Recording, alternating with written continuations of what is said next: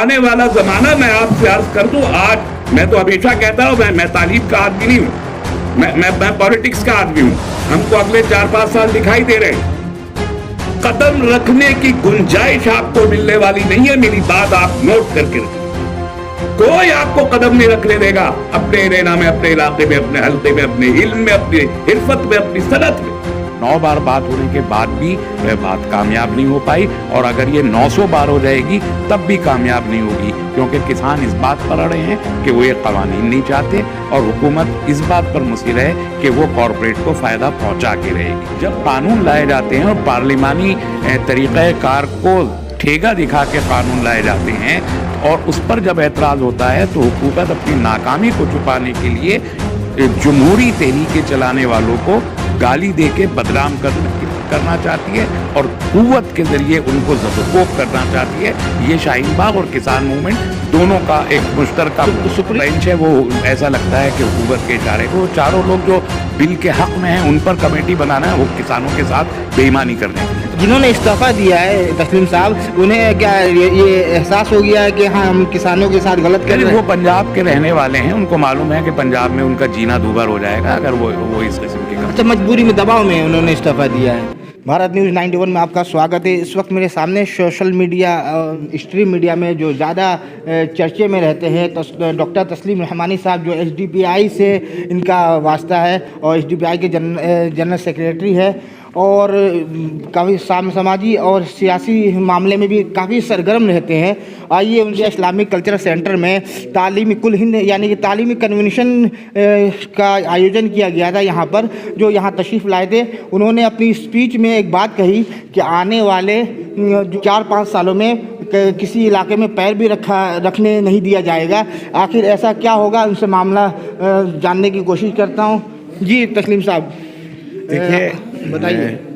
ملک کے جو موجودہ حالات ہیں اور دنیا کے بھی جو موجودہ حالات ہیں، وہ حالات خود اس جانب اشارہ کر رہے ہیں کہ دنیا میں ایک اسلام اور غیر اسلام کی جنگ جاری ہے، جہاں پر غیر اسلام کے تمام مکاتب فکر نے اپنے ایک دوسرے کے ساتھ ہاتھ ملا کے ایک گروپ بنا لیا ہے، اور وہ سب کے سب مل کے اسلام پر، قرآن پر، اسلامی علوم پر، اسلامی سماجیات پر اور اسلامی آبادیوں پر ایک یورش کر رہے ہیں، ایک یلغار کر رہے ہیں، اور سب مل کے چاہتے ہیں کہ اسلام کو اور اسلام کے ماننے والوں کو مٹا دیں. اور اس سازش میں وہ بظاہر ابھی کامیاب ہوتے ہوئے دکھائی دے رہے ہیں. اگر مسلمانوں نے خود اپنی حفاظت اور اپنے علوم اور اپنے ورثے کی حفاظت کے انتظامات خود کرنے کی جانب کوئی سنجیدہ کاوش نہ کی تو صرف اللہ ہی ان کو بچانے والا ہے اور کوئی نہیں.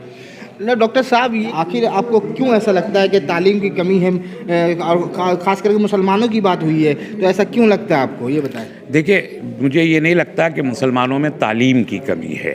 مسلمان پڑھ رہے ہیں اور پڑھ کے بڑھ بھی رہے ہیں، تو مسلمانوں کا پڑھنا اور بڑھنا تو ظاہر ہے.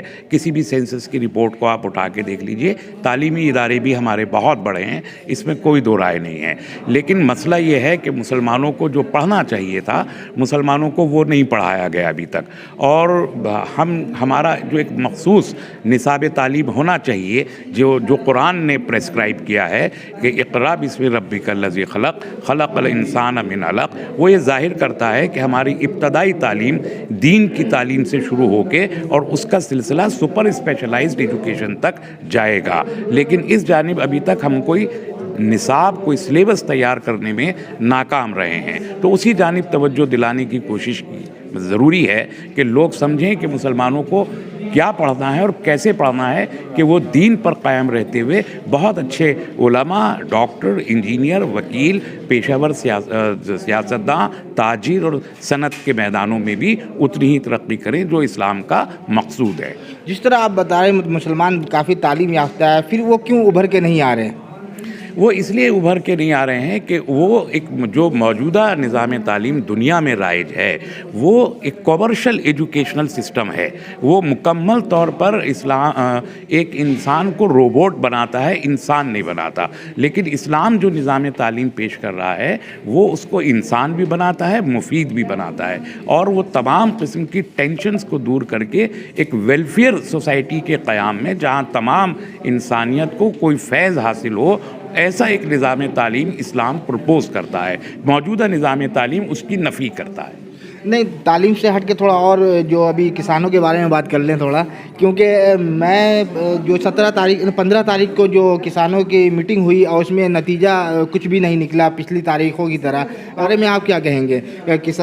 کسانوں کو پھر پریشان کیا جا رہا ہے یا پھر میٹنگ میں بلا کر کے 5 گھنٹے, ایسا نہیں کہ 1-2 گھنٹے میٹنگ ہو رہی ہے, 5 گھنٹے 6 گھنٹے بیٹھک ہونے پر اور کوئی جواب نہیں دیا جا رہا ہے, کیوں ہو رہا ہے؟ دیکھیے, یہ میں نے جو پچھلی بات عرض کی کہ نظام تعلیم مفید نہیں ہے, اس کا سیدھا مطلب یہ ہے کہ جو اگر وہ مضر ہے تو وہ اسی لیے مضر ہے کہ آپ تمام قسم کی صنعت کو, زراعت کو, ہر چیز کو کچھ کارپوریٹ مفاد پرست لوگوں کے ہاتھوں میں دینا چاہتے ہیں. اس کی یہ مثال ہے. کسانوں کا جو مسئلہ ہے, جو نئے بل آئے ہیں, یہ ان تمام کارپوریٹس کو اختیارات دے رہے ہیں, اور کسانوں سے جو اصل مالک زمینوں کے اور اپنی کھیتی کے ہیں, جن کو ان کا معاوضہ, معقول معاوضہ پسینہ خشک ہونے سے پہلے ملنا چاہیے, ان کو غلام بنا دینا چاہتے ہیں کارپوریٹ کا. اور حکومت ہماری کمیٹڈ ہے کارپوریٹ کے ساتھ, اس کا کمٹمنٹ کسانوں کے ساتھ نہیں ہے اور ان صنعتی گھرانوں کے ساتھ ہے. یہ وجہ ہے کہ یہ ٹینشن 9 بار بات ہونے کے بعد بھی بات کامیاب نہیں ہو پائی, اور اگر یہ 900 بار ہو جائے گی تب بھی کامیاب نہیں ہوگی, کیونکہ کسان اس بات پر اڑے ہیں کہ وہ یہ قوانین نہیں چاہتے, اور حکومت اس بات پر مصر ہے کہ وہ کارپوریٹ کو فائدہ پہنچا کے رہے گی. تو یہ ایک ٹینشن ہے جو کس انداز پہ ختم ہوگی پتہ نہیں, اس لیے کہ کل سے یہ بہت شدت کے ساتھ شروع ہو گیا کہ کسان تحریک میں خالصتانی موجود ہیں.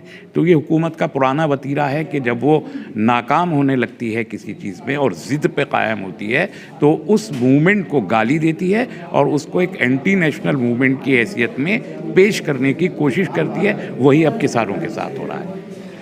نہیں, یہ شاہین باغ پروٹیسٹ بھی اس کا جیتا جاتا ثبوت ہے. شاہین باغ پروٹیسٹ جس طرح سے چل رہا تھا تو آتنکوادی ہے, بریانی, پتہ نہیں کیا کیا یہ بکے ہوئے ہیں, یہ فرضی لوگ ہیں, تو اسی طرح فرضی کا جو ٹیگ جو ہے کسانوں کو بھی دیا جا رہا ہے. میں نے عرض کیا کہ حکومت جب ناکام ہوتی ہے اور قانون ان کے لیے, جن کے لیے قانون لاتی ہے, ان سے کوئی مشورہ کیے بغیر جب قانون لائے جاتے ہیں اور پارلیمانی طریقہ کار کو ٹھیکا دکھا کے قانون لائے جاتے ہیں, اور اس پر جب اعتراض ہوتا ہے تو حکومت اپنی ناکامی کو چھپانے کے لیے جمہوری تحریکیں چلانے والوں کو گالی دے کے بدنام کرنا چاہتی ہے اور قوت کے ذریعے ان کو زد و کوب کرنا چاہتی ہے. یہ شاہین باغ اور کسان موومنٹ دونوں کا ایک مشترکہ سپریم کورٹ کا جو بینچ بناتا ہے اس میں سے ایک نے ریزائن دے دیا, استعفیٰ دے دیا. وہ سپریم کورٹ کا جو پورا بینچ ہے وہ ایسا لگتا ہے کہ حکومت کے اشارے پہ وہ چاروں لوگ جو بل کے حق میں ہیں ان پر کمیٹی بنانا ہے, وہ کسانوں کے ساتھ بے ایمانی کرنے کے لیے. جنہوں نے استعفیٰ دیا ہے تسلیم صاحب, انہیں کیا یہ احساس ہو گیا ہے کہ ہاں ہم کسانوں کے ساتھ غلط کر رہے ہیں؟ وہ پنجاب کے رہنے والے ہیں, ان کو معلوم ہے کہ پنجاب میں ان کا جینا دوبھر ہو جائے گا اگر وہ اس قسم کے کام. اچھا, مجبوری میں, دباؤ میں انہوں نے استعفیٰ دیا ہے.